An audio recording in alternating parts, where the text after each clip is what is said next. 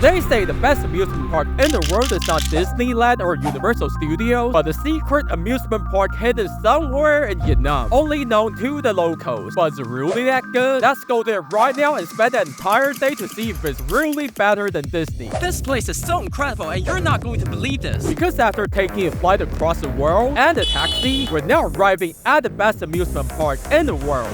And right away you will notice that this isn't the actual park. As if you look all the way across the ocean, the island connected only by cable car, that's our destination for the day. And all the luxury you're seeing right now is only the ticket counter. But this was where our biggest challenge came up, as it was simply too big, with too many lines to line up for too many stuff. But even if you found the right one, I literally waited for hours just standing there. Still waiting to buy the ticket. But as soon as you got the ticket, this was when all the fun began. As I had never seen a Disneyland or any other amusement park located on a private island. As the cable car moved closer and closer to our destination, I noticed there are actually so many rules like no smoking and no throwing objects outside. How do you even do that? We're literally in a confined cable car. Oh, there are windows. But it didn't take long for us to get there, and for that, I want to welcome you to the best amusement park on the planet. You can see the excitement on my face already. So let me explain it a little bit. It took forever to buy the ticket because local people are literally arguing at the ticket counter. Imagine going to your local Disney and you have people arguing how much they want to pay for a ticket. This count like that over here, I guess. But just like water under the bridge, we have to let it go,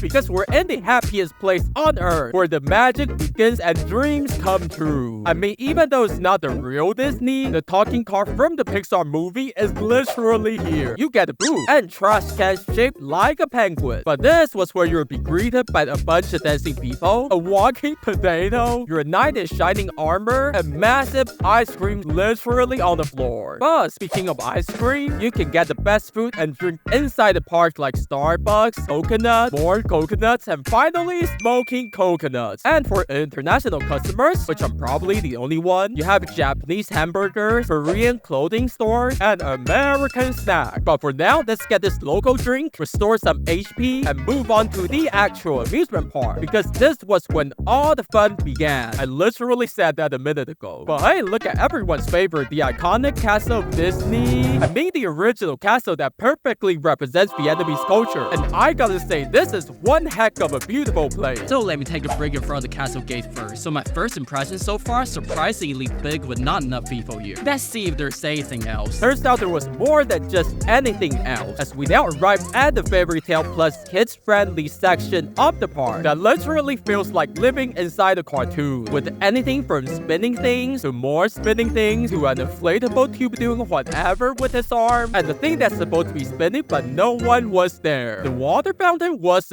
pretty cool though, and one of the castles was for Harry the Magician, which I'm sure had nothing to do with Harry Potter. But this was when they warned me about a lot of things in the park about to close. And if you want to see it all, you really gotta hurry, as I rushed all over the place looking for where to go next, probably walking in a circle like an NPC. And the map is not even that helpful most of the time. I don't know even where I am, to be honest. Until I finally found the longest staircase in the world. Oh, you can also take the moving staircase. But would you want to take the stairs or the escalator? The stairs? Of course we're taking the moving one. What do you think we are, insane? But it didn't get easier as one after one after one, I feel like we're literally going closer to heaven. Where are they taking us? At least the view was kinda nice. But after leaving the final escalator, we finally arrived at the animal zoo. Wait a second, did we just come all the way here to see a zoo that's about to close in a few minutes? Never mind, gotta see everything. Gotta catch them all. Let's see here. They got an ostrich that wanted to kiss me, a panda with a really long tail, Chikanoko, a dangerous animal site next to kitty cat. Did you know that camels can jiggle their humps like that? Monkeys that were too busy burning calories? What about hyenas? They're like dogs but way cuter. Guess they're having a long day just like all of us. Okay, I'm done. Now let's go somewhere else. It looks like they even have luxury hotels if you want to stay here. But before you realize it, the path leads us to the tallest and largest Ferris wheel in the country of Vietnam, and one of the biggest in the world. Not to mention the garden leading up to it was kind of peaceful to walk around. But it doesn't get easier from here, as for whatever reason, be it safety or technical capacity, they only allow one set of customers every 3 to 4 capsules. You could only imagine how long the line was. Okay, so we're finally on the Ferris wheel. That totally didn't take long, as it only took an hour. Calm down, Brian. You're a positive YouTuber. We only have happy things on the channel.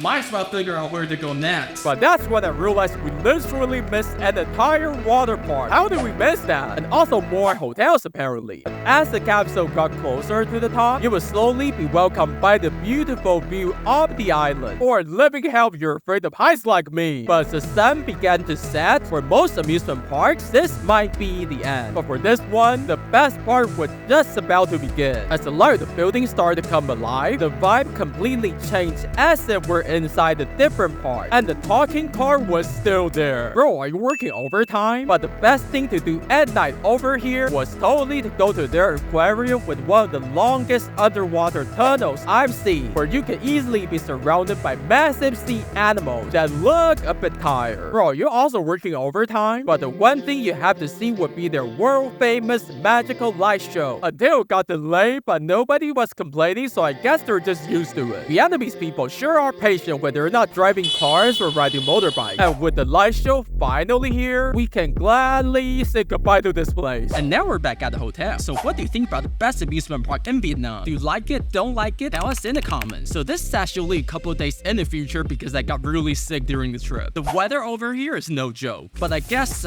say whatever you want about Disney, but at least in Disneyland everything makes sense. For example, yes, you still have to wait forever to take the ride, but at least you know the ride is still going to be there and functional. But I guess the park is still relatively new and they're still trying to figure out a lot of stuff. So I guess we'll just have to come back in a few years to see how things will be. And my favorite thing about the park is the fact that I'm still alive. I mean, xin cảm ơn em sẽ quay lại. But next, I'm going to the best amusement park in Japan. But is it better than this one? Click on the video and you'll find out.